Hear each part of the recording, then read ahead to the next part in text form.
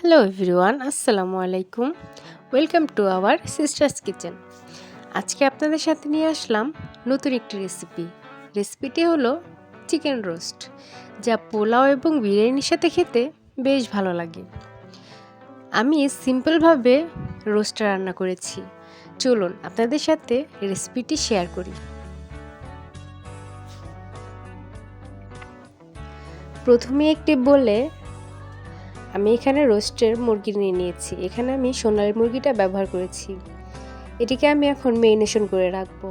এর জন্য প্রথমে নিয়ে নিয়েছি এক টুকরো লেবু। এই ধরুন 1 টেবিল চামচের মতো লেবুর রস হবে। এরপর দিয়ে দিলাম হাফ চামচ লবণ এবং 1 টেবিল চামচ আদা রসুন বাটা দিয়ে ভালো করে মাখিয়ে আমি ধরুন 1 ঘন্টার জন্য রেখে দেব। কারণ চিকেন ভালো করে মাখিয়ে রাখলে লবণ এই মাংসের মধ্যে ভালোভাবে মিশে যায়। আর একটু কালারের জন্য আমি এখানে ব্যবহার করেছি ফুড কালার। আপনারা চাইলে স্কিপ করতে পারেন। এরপর চুলায় একটি পাত্র বসিয়ে তাতে তেল গরম হতে দিয়েছিলাম। এখন আমি পেঁয়াজ বেরেস্তা করে নেব, কারণ রোস্টে পেঁয়াজ বেরেস্তা দিলে রোস্টের ফ্লেভারটা অন্যরকম হয়। এখানে আমি 1 কাপের মতো পেঁয়াজ দিয়েছি। দিয়ে ভালোভাবে নাড়াচাড়া করে যখন ব্রাউন কালার চলে আসবে তখন আমি পেঁয়াজ বেরেস্তাগুলো নামিয়ে নেব। বেরেস্তাগুলো পুড়িয়ে ফেলবেন না, তাহলে খেতে তেতো লাগবে। এখন ওই একই পাত্রে আমি আরেকটু তেল গরম হতে দিয়ে তাতে চিকেনগুলো দিয়ে আমি ভালোভাবে ভেজে নেব। চিকেনগুলো একদম কড়া করে ভাজবেন না, তাহলে হার্ড হয়ে যাবে।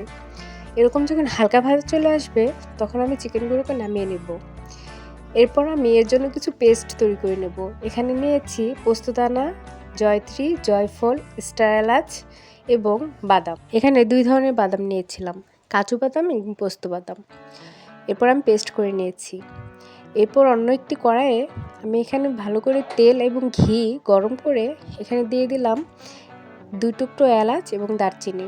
একটু নাড়াচাড়া হয়ে যখন একটা সুন্দর গন্ধ আসবে তখন এখানে দিয়ে দিলাম হাফ কাপ পরিমাণ পেঁয়াজ দিয়ে একটু ভালোভাবে নাড়াচাড়া করে এখানে দিয়ে দেবো আদা রসুন পেস্ট দিয়ে একটু পানি দিয়ে দেবো যাতে মশলাটা পুড়ে না যায়। এখানে আমি কিছু মশলা ব্যবহার করব।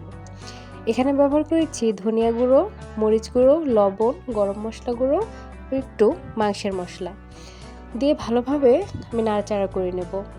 এখানে সব মশলাই আমি 1 টেবিল চামচ করে দিয়েছি। দিয়ে ভালোভাবে মশলাটাকে কষিয়ে নেব। মশলা যত কষানো হবে রোস্টের টেস্টও তত বেড়ে যাবে। এরপর এখানে 3 টেবিল চামচ রোস্টের মশলা। আপনারা চাইলে নাও দিতে পারেন, ঘরে থাকা উপকরণ যে মশলা থাকে সেগুলোও দিতে পারেন। এরপরে দিয়ে দিলাম পেঁয়াজ বাটা এবং বাদাম বাটা। রোস্টে পেঁয়াজ বাটা দিলে রোস্টের ঝোলটা ঘন হয় এবং খেতে ভালো লাগে। দিয়ে ভালো করে নাড়াচাড়া করে এখন এখানে দিয়ে দেব টমেটো সস দিয়ে ভালো করে একটু নাড়াচাড়া করে এখন এখানে আমি দিয়ে দেব টক দই। আপনারা চাইলে এখানে মিষ্টি দইও ব্যবহার করতে পারেন। টক দই দিয়েছি আমি এখানে এই ধরুন 4 টেবিল চামচ। এখন ভালো করে একটু নাড়াচাড়া করে আমি কষিয়ে নেব। রোস্টের মশলা যত কষাবেন তত খেতে ভালো লাগবে। আমি এখন আস্ত কাঁচামরিচ দিয়ে দেব ফ্লেভারের জন্য, আপনারা চাইলে নাও দিতে পারেন। মশলা যখন ভালো করে কষে আসবে এরপর আমি রোস্টের চিকেনগুলো দিয়ে দেব।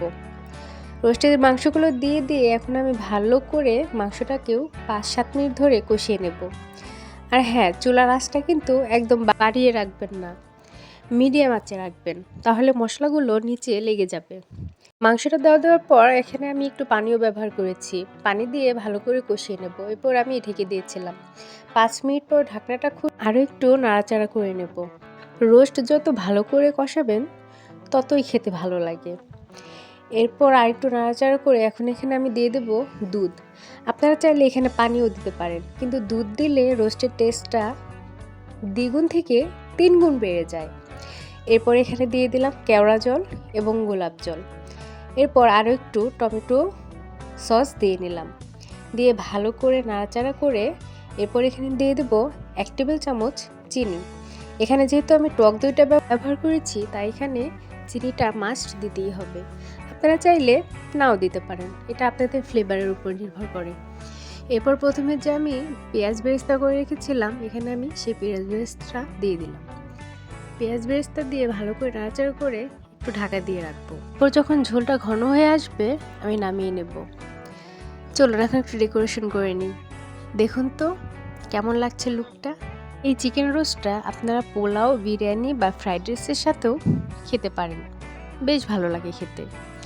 আমার ভিডিও যদি আপনাদের ভালো লেগে থাকে তাহলে অবশ্যই লাইক, কমেন্ট এবং শেয়ার করে আমার পাশেই থাকবেন। আর চাইলে আমার ইউটিউব চ্যানেলটিও আপনারা ভিজিট করে আসতে পারেন।